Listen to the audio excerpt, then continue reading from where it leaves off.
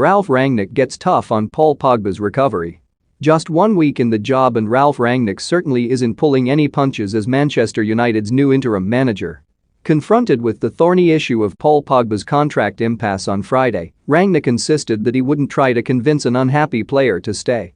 Pressed on the subject of Pogba and his teammates rehabbing injuries abroad, Rangnick was equally unequivocal.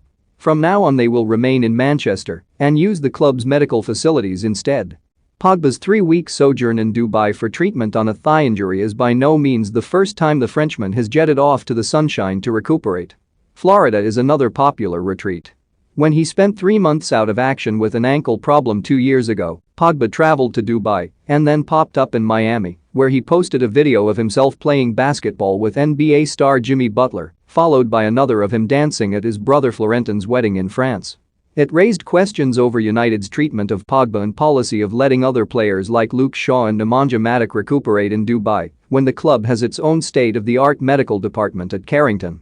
Rangnick may have only just got his feet under the table, but he hasn't wasted any time changing that approach after speaking with club doctor Steve McNally and Robin Sadler, head of rehabilitation and physiotherapy. "My former clubs were always trying to make sure the rehab should take place in the club itself," he said on Friday. "As far as I can tell, the medical department is really good with many different approaches towards rehab. I would not want players to do their rehab abroad or anywhere else, but the decision on Paul was taken before I came. I have already spoken to the medical department, to Steve our doctor, and to Robin Sadler, that in the future I want players with injuries, and hopefully we don't get long-term injuries, but if we have them in the future, I want them to stay here." It may only have been a coincidence that Pogba made his way home from Dubai on Friday, having spoken to Rangnick by phone on Tuesday, with United insisting his return was planned. The two men will meet Sunday, but the player isn't expected back in action for another month.